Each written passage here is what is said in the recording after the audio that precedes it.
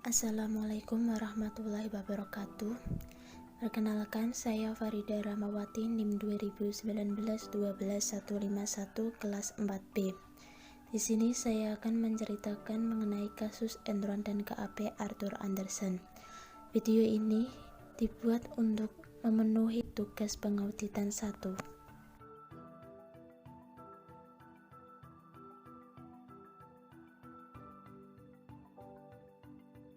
Kasus Enron. Enron merupakan perusahaan dari penggabungan antara Internot atau penyalur gas alam melalui pipa dengan Hudson Natural Gas. Kedua perusahaan ini bergabung pada tahun 1985. Bisnis inti Enron bergerak dalam industri energi, kemudian melakukan diversifikasi usaha yang sangat luas, bahkan sampai pada bidang yang tidak ada kaitannya dengan industri energi. Diversifikasi usaha tersebut antara lain meliputi future transaction, trading komoditi non-energi, dan kegiatan bisnis keuangan.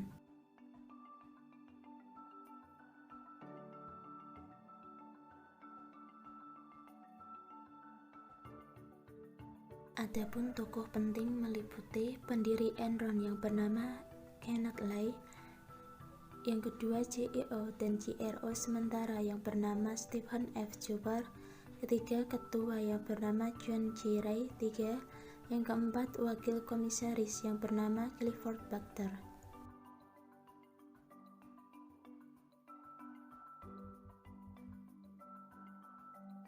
Kasus Enron mulai terungkap pada bulan Desember tahun 2001 dan terus menggelinding pada tahun 2002, berimplikasi sangat luas terhadap pasar keuangan global yang ditandai dengan menurunnya harga saham secara drastis.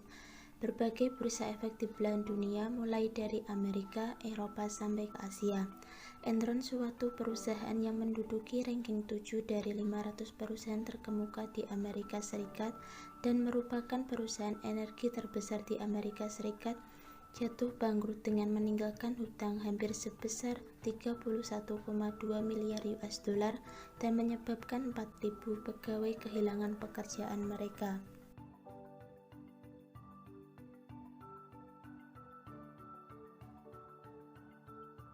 Selanjutnya, KAP Arthur Andersen, salah satu firma akuntansi terbesar di Amerika Serikat yang berdiri sejak 1913, kantor akuntan publik yang termasuk dalam The Big Four atau PricewaterhouseCoopers, Deloitte, Ernst & Young, KPMG, lalu pecah menjadi The Big Five sejak pemisahan bisnis jasa atestasi atau fungsi akuntansi dan konsultasi. Arthur Andersen 1999.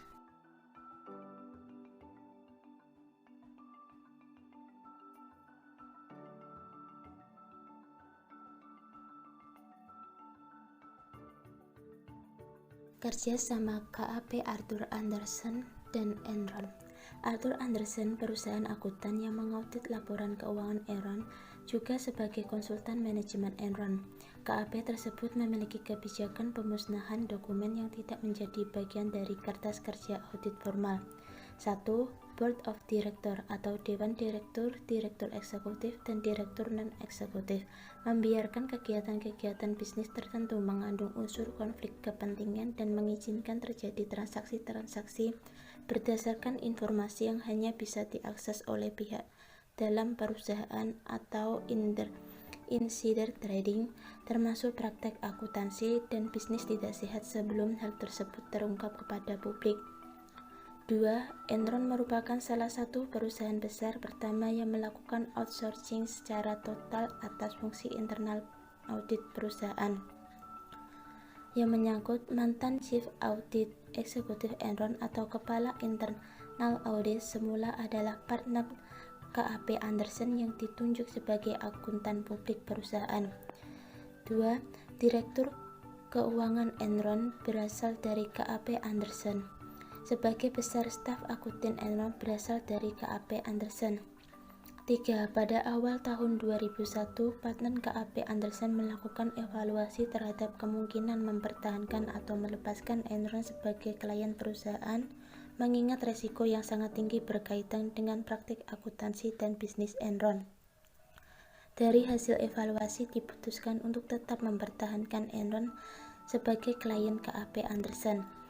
4. Salah seorang eksekutif Enron dilaporkan telah mempertanyakan praktik akunting perusahaan yang dinilai tidak sehat dan mengungkapkan kekhawatiran berkaitan dengan hal tersebut kepada CEO dan partner KAP Anderson pada pertengahan 2001.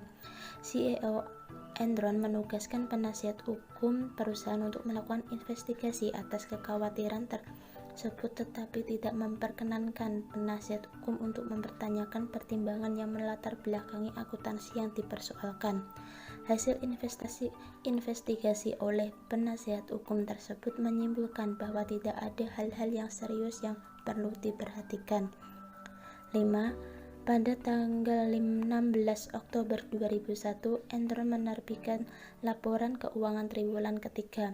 Dalam laporan itu disebutkan bahwa laba bersih Enron telah meningkat menjadi $393 juta, naik $100 juta dibanding periode sebelumnya. CEO Enron, Kenneth Lay, menyebutkan bahwa Enron secara berkesinambungan memberikan prospek yang sangat baik.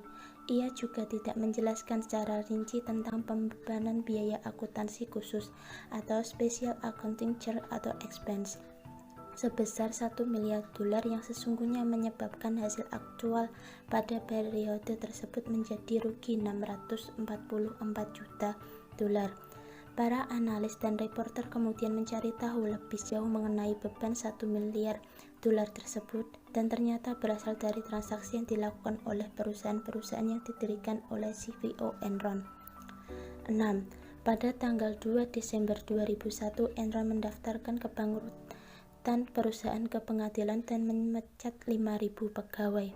Pada saat itu terungkap bahwa terdapat hutang perusahaan yang tidak dilaporkan senilai lebih dari $1 miliar. Dengan mengungkapkan ini, nilai investasi dan laba yang ditahan berkurang dalam jumlah yang sama. 7. Enron dan KAP Anderson dituduh telah melakukan kriminal dalam bentuk penghancuran dokumen yang berkaitan dengan investigasi atas kebangkrutan Enron atau penghambatan terhadap proses peradilan.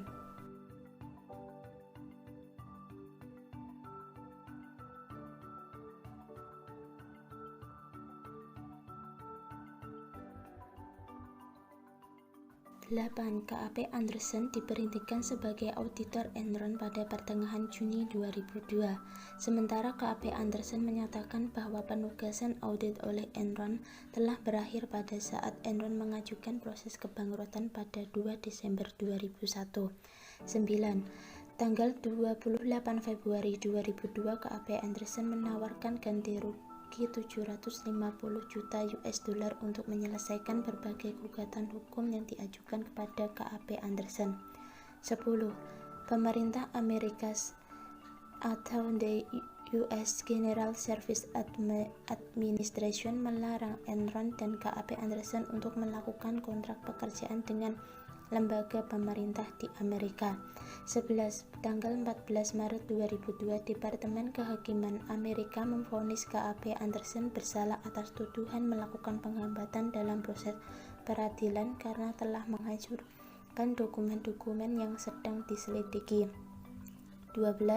Tanggal 22 Maret 2002, mantan Ketua Federal Reserve Paul Volcker yang direkrut untuk melakukan revisi terhadap praktek audit dan meningkatkan kembali citra KAP Anderson mengusulkan agar manajemen KAP Anderson yang ada diberhentikan dan membentuk suatu komite yang diketuai oleh Paul sendiri untuk menyusun manajemen baru.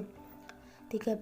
Tanggal 8 April 2002, seorang partner KAP Anderson, David Dauncan, yang bertindak sebagai penanggung jawab audit Enron, mengaku bersalah atas tuduhan melakukan hambatan proses peradilan dan setuju untuk menjadi saksi kunci di pengadilan bagi kasus KAP Anderson dan Enron. 14. Tanggal 15 Juni 2002, juri federal di Houston menyatakan KAP Anderson bersalah telah melakukan hambatan terhadap proses peradilan. Selanjutnya, pembahasan masalah. Menurut teori Freud, ada 3 komponen utama yang menyebabkan orang melakukan kecurangan, manipulasi, korupsi, dan sebagainya. atau perilaku tidak etis, yaitu opportunity, pressure, and rationalization. Ketiga hal tersebut akan dapat kita hindari melalui meningkatkan moral, akhlak, etika, perilaku, dan sebagainya. Karena kita meyakini bahwa tindakan yang bermoral akan memberikan implikasi terhadap kepercayaan publik. Praktik bisnis Enron yang menjadikannya bangkrut dan hancur serta berimplikasi negatif bagi banyak pihak. Pihak yang dirugikan dari kasus ini tidak hanya investor Enron saja, tetapi terutama karyawan Enron yang menginvestasikan dana pensiunnya dalam saham perusahaan serta investor di pasar modal pada umumnya. Miliaran dolar kekayaan investor terhapus seketika dengan meluncurnya harga saham berbagai perusahaan di bursa efek. Jika dilihat dari agensi teori, Anderson sebagai KAP telah mencederai kepercayaan dari pihak stockholder atau prinsipal untuk memberikan suatu fairness information mengenai tanggung-jawaban dari pihak agen dalam mengemban amanah dari prinsipal. Pihak agen dalam hal ini manajemen Enron telah bertindak secara rasional untuk kepentingan dirinya dengan melakukan norma dan etika bisnis yang sehat. Lalu apa yang dituai oleh Enron dan KAP Anderson dari sebuah ketidakjujuran, kebohongan, atau dari praktek bisnis yang tidak etis adalah hutang dan sebagai kehancuran yang menyisakan penderitaan bagi banyak pihak yang di samping proses peradilan dan tuntutan hukum. Kesimpulan dari kasus tersebut yaitu Enron dan KAP Arthur Andersen sudah melanggar kode etik yang seharusnya menjadi pedoman dalam melaksanakan tugasnya dan bukan untuk dilanggar. Yang menyebabkan kebangkrutan dan keterpurukan pada perusahaan Enron adalah editor Arthur Andersen atau satu dari 5 perusahaan akuntansi terbesar yang merupakan kantor akuntan Enron. Keduanya telah bekerja sama dalam memanipulasi laporan keuangan sehingga merugikan berbagai pihak, bagi pihak eksternal seperti para pemegang saham dan pihak internal yang berasal dari dalam perusahaan Enron. Enron telah melanggar etika dalam bisnis dengan tidak melakukan manipulasi guna menarik investor. Sedangkan Arthur Andersen yang bertindak sebagai auditor pun telah melanggar etika profesinya sebagai seorang akuntan. Arthur Andersen telah melakukan kerjasama dalam memanipulasi laporan keuangan Enron. Hal ini jelas Arthur Andersen tidak bersifat independen sebagaimana yang seharusnya sebagai seorang akuntan. Tanggapan saya mengenai kasus ini yaitu, dari kasus ini Enron dan KAP Arthur Andersen telah melanggar kode etik dan ingkar dari tanggung jawab yang seharusnya menjadi pedoman dalam melaksanakan tugasnya dan bukan untuk dilanggar. Pelanggaran tersebut awalnya mendatangkan keuntungan bagi Enron, tetapi akhirnya menjatuhkan kredibilitas bahkan menghancurkan Enron dan KAP Arthur Andersen. Di dalam kasus ini, KAP seharusnya bisa bersikap menjunjung tinggi independensi dan profesionalisme, tidak dilakukan oleh KAP Arthur Andersen.